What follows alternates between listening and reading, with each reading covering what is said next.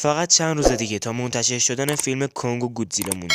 فیلمی که کلی سر و صدا کرده و خیلی منتظرشن.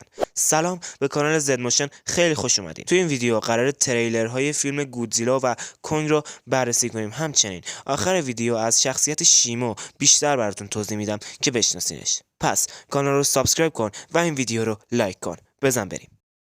اول ویدیو اهرام مصر رو میبینیم و کنگی که از زمین میزنه بیرون. از اون طرف گودزیلا میزنه همه چی رو خراب میکنه. بعدم دوربین میره داخل آب و ما چهره گودزیلا رو میبینیم با چشمای صورتی جذابش، اصلا اوف. بعدم که خوشوبش جیا و کنگ رو میبینیم مثل سال 2019. ولی بعد جیا رو توی خواب یا حالا به حساب یه رویا میبینیم که از آسمون برف میاد، همه جا هم سفیده که خب این میتونه به شیمو اشاره کنه.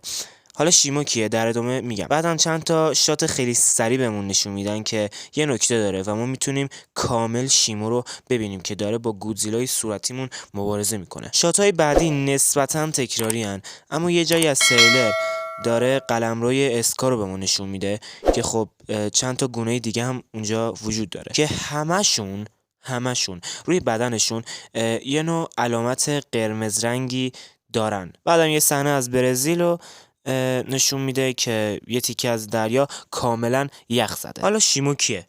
وارنر توی تریلرها یه جایی به شیمو اشاره کرده، از اون یخزدگی آب توی برزیل و مبارزش با گودزیلا. شیمو یه تایتان قدیمی و یه جورای باستانیه که قدرت‌های زیادی هم داره. معنی اسم شیمو هم در کل میشه یخزدگی که جزء قدرتش هم هست. خیلی هم میگن که شیمو اولین تایتانه و بقیه از نسل این ویلن هستن. فرم بدنش یه جورای شبیه دایناسوروس، بعدم از نظر هیکل و اندازه از بقیه بزرگتره. به خاطر همین بزرگ بودنش شاید میشه گفت که روی 4 دست و پا راه میره، درست برعکس گودزیلا و کنگ. این بود ویدیوی امروز. خیلی ممنونم که تا آخر این ویدیو رو تماشا کردی. لایک و سابسکرایب یادت نره. توی کامنت ها حتما بهم بگو که دیگه به کدوم تریلر فیلم، سریال، انیمیشن و بقیه بپردازیم.